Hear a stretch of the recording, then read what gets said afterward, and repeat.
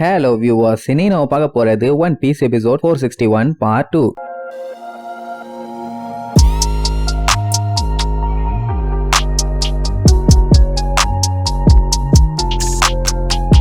Open பண்ணா போன பாட்டுல வாடாமை சன்னுன்னு சொன்னோன்னா போடா வெண்ணன்னு சொல்லி சண்டையை கட்டி கடைசியில நம்மளு நல்லா அடி வாங்கினால மைட்டான். கண்ணை திறந்து பார்த்தா ஏதோ ஒரு இடத்துல நல்லபடியா படுக்க போட்டு வச்சிருக்கானுங்க. எங்க இருக்கோன்னு சொல்லிட்டு அப்படியே வெளியில வந்து பார்த்தா பளியர்னு சுளியர்னு வெயில் அடிக்குது. என்னன்னா நம்ம பையன் ஒரு கப்பல்ல இருக்கிறான். அது யாரு கப்பல்னா ஒயிட் பியர்டு. அலேக்கா தூக்கிட்டு வந்துட்டான் போல. உடனே தலையில கையை வச்சுட்டு உட்கார்ந்துட்டு இருக்கும் போது 4th டிவிஷன் கமாண்டர் டச்சின்னு ஒருத்தன் வருவான். இவனைத்தான் நம்ம பிளாக் பியர்டு போட்டு தள்ளுது. அது போக போக என்ன பண்ணா ஏது பண்ணான்னு தெரியும். அவனை இன்ட்ரோடியூஸ் பண்ணிட்டு நீ இந்த கப்பலை ஜாயின் பண்றீனா நம்ம எல்லாம் ஃப்ரெண்ட்ஸ்.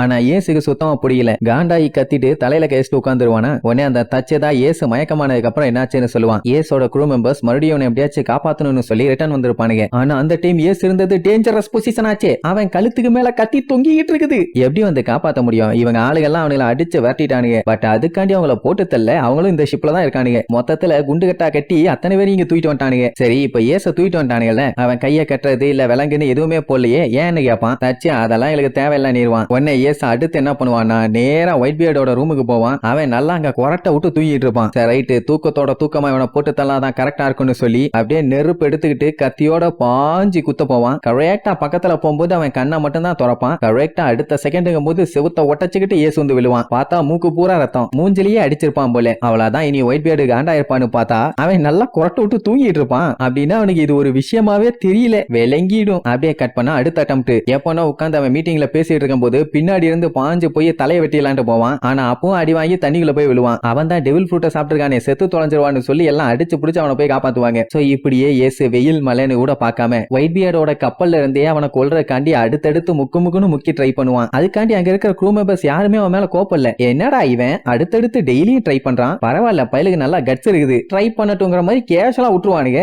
ஏசுக்கு டெய்லி ஒயிட் பியர்ட கொல்ல போய் அடி வாங்குறது மட்டும் தான் வேலை. சொல்ல போனா 100 டைமுக்கு மேல ட்ரை பண்ணிட்டான், ஒன்னும் வேலைக்கு ஆகல. அதுக்காண்டி யாரும் இவன் மேல கோவப்பட மாட்டானுங்க. நல்லா சாப்பிட்டுன்னு ஃபர்ஸ்ட் டிவிஷன் கமாண்டர்லாம் சாப்பாடு வச்சுட்டு போவான். அப்ப நம்ம ஏசுக்கு ஒரு சின்ன டவுட். என்னன்னா இங்க இருக்கிற எல்லாருமே அந்த ஒயிட் பியர்ட பாப்ஸ் தான் கூப்பிடுவாங்க, அதாவது அப்பான்னு. ஏன் அப்படின்னு கேட்டா அவர் இங்க இருக்க எல்லாத்தையுமே சன்னு தான் கூப்பிடுவாரு. அப்படின்னா அவங்க கப்பல்ல இருக்க எல்லாத்தையுமே அவன் மகனா பாக்குறான். இந்த உலகத்துல எல்லாருமே இவங்களை வெறுக்கிறாங்க. ஆனா அவரு மட்டும் தான் இவங்களை நல்லபடியா பாத்துக்கிட்டு இருக்காரு. மகனேன்னு கூப்பிடுறது ஒரு சாதாரண வார்த்தை தான். பட் இருந்தாலும் அது இவங்களுக்கு சந்தோஷமா இருக்குது. அதனாலதான் அவருக்காண்டி உயிரை கூட கொடுக்கறதுக்காக இங்க இருக்கவனுங்க எல்லாருமே தயாரா இருக்காங்க. அவன் என்ன அட்வைஸ் பண்ணுவானா, நீ இப்படியே தான் திருப்பி பண்ணிட்டு இருக்க போறியா இல்ல உன் மைண்ட மாத்திக்க போறியா? ஏன்னா இவன் எவ்வளவுதான் முக்குன்னு முக்கினாலும் ஒயிட் பியர்ட கொல்ல முடியாது. நம்ம பயலோட டார்கெட்டே அதான். அதை அந்த கப்பல்ல இருந்தே முக்க முடியல. கப்பலை விட்டு வெளியில போனா மட்டும் என்ன பண்ண முடியும்? உடனே அவன் இஷ்டத்துக்கு மறுபடியும் கிளம்பி போய் பழையபடி அவன் ஸ்பைடு பைரட்டாவே சுத்தலாம். இல்ல இங்க இருக்கிறான் அப்படின்னா ஒயிட் பியர்டோட லோகோவை முதுகுல போட்டுக்கிட்டு அவரோட பையனா இங்க ராஜ்யம் பண்ணிட்டு இருக்கலாம். என்ன சொல்ற ஓகேன்னு கேட்டா பையன் உடனே ஓகே சொல்லி முதுகுல ஒயிட் பியர்டோட டாட்டூ எல்லாம் போட்டுருவான். அப்புறம் ஏஸ் என்ன பண்ணுவானா அங்க இருக்கிற க்ரூ மெம்பர்ஸ் கூட சண்டை போடுவான். அதுக்குன்னு வெறி புடிச்சு எதிரி அப்படியெல்லாம் இல்ல,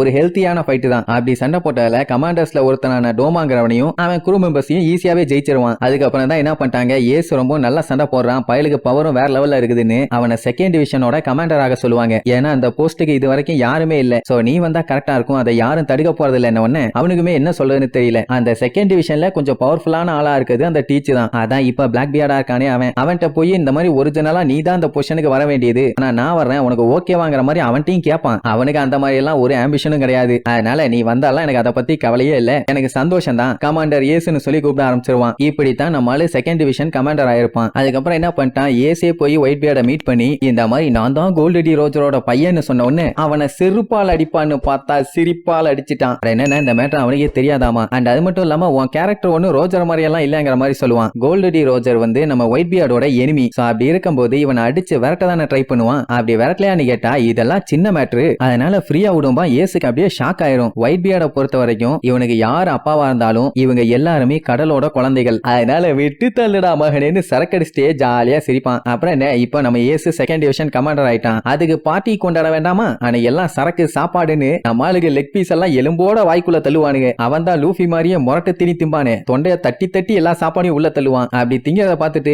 ஏன்டா அவசரப்படுற, ஏன் இன்னைக்கு இந்த பார்ட்டியே உனக்காக தான், யாரும் உன் சாப்பாடை காலி பண்ண மாட்டாங்க, பொறுமையா தின்னுபாங்க. அவனும் சரி ஓகேன்னு சொல்லிட்டு ஸ்பாட்லயே உட்காந்து தூங்க ஆரம்பிச்சிருவான். அத்தனை பேரும் ஷாக் ஆயிடுவாங்க, என்னடா தின்னுட்டு இருக்கும் போதே தூங்கிட்டான்னு. நம்ம பயலோட ஹேபிட்டே அதான் போல. இந்த நியூஸ் உடனே வெளியில பரவுது. ஒயிட் பியர்டுக்கு புதுசா ஒரு ஆள் கிடைச்சிட்டான், செகண்ட் டிவிஷன் கமாண்டரா. அவன் பேரு தான் ஃபயர் ஃபிஸ்ட் ஏஸ்ன்னு. அத்தனை பேருமே மிரண்டு போயிருவாங்க, எப்படி அவனுக்கு மட்டும் இவ்வளவு ஸ்ட்ராங்கான ஆளுகள் எல்லாம் கிடைக்கிறாங்கன்னு. சென்கோகு எல்லாம் பார்த்துட்டு காண்டாயிருவான். ஏன்னா அவனை எப்படியாச்சும் புடிச்சு போட்டு தள்ளிடலான்னு பிளான் பண்ணி கடைசியில ஒயிட் பியர்டு கிட்ட போய் சேர்ந்துட்டான்ல. அதான் இப்ப பெரிய பஞ்சாயத்து ஆயிருச்சு. அதுக்கப்புறம் ஒயிட் பியர்டோட வேட்டைகள் அடங்கல. அவன் என்னைக்கு இந்த மாதிரி சில்லற சண்டைகள்லாம் இறங்க மாட்டான். அவனோட கமாண்டர்ஸ் தான் இறக்கி விடுவான். அதுலயே ஏசு பயங்கரமா எல்லாத்தையும் பொளந்து கட்டினதுனால அவனோட பவுண்டி கொஞ்சம் கொஞ்சமா ஏற ஆரம்பிச்சிருச்சு. சோ அப்படி இவங்க எல்லாம் போட்ட சண்டையில ஒரு டெவில் ஃப்ரூட் ஒன்னு கண்டுபிடிச்சிருப்பாங்க. அது அந்த டச் தான் எல்லாத்தையும் காட்டுவான். அது என்ன ஃப்ரூட் என்னன்னு அவனுக்கு தெரியல. ஆனா அதை பார்த்தோன்னே அந்த டீச்சு பைய பயங்கரமா ஷாக் ஆயிட்டான். ஏன்னா அவன் தேடிக்கிட்டு இருந்த ஃப்ரூட்டே அதுதான். உடனே செம ஹாப்பி. அன்னைக்கு நைட்டோட நைட்டாவே அவனை போட்டு தள்ளிட்டு அந்த ஃப்ரூட்டை அவன் சாப்பிட்டுட்டு அங்க இருந்து எஸ்கேப் ஆயிட்டான். இது தெரிஞ்ச இயேசு காண்டாயி அவனை கொல்லாம நான் விட மாட்டேன்னு சொல்லி வெறி பிடிச்சு அங்க இருந்து கிளம்புறேன்னு ஒத்த கால்ல நின்னான். ஆனா ஒயிட் பியர்டு வேண்டாம், நீ அவனை வெட்டிக்கிட்டு எல்லாம் போக வேண்டாம், ஏதா இருந்தாலும் அப்புறம் பாத்துக்கலாம்னு எவ்வளவோ சொல்லுவாங்க. அவன் நான் ஒரு கமாண்டரு,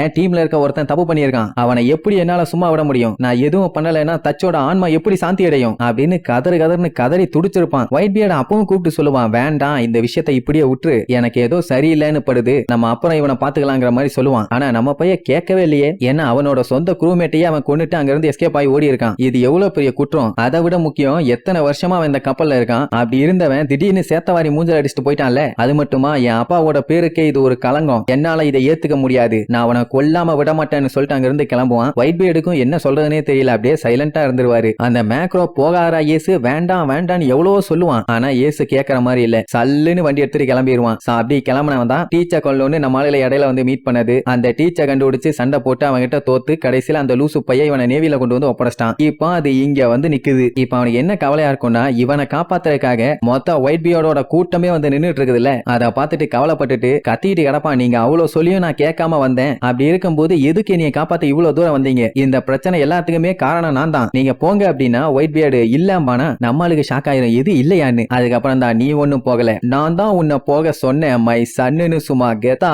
சொல்றதோட இந்த எபிசோடுக்கு எண்டு கார்டு போட்டு முடிக்கிறாங்க.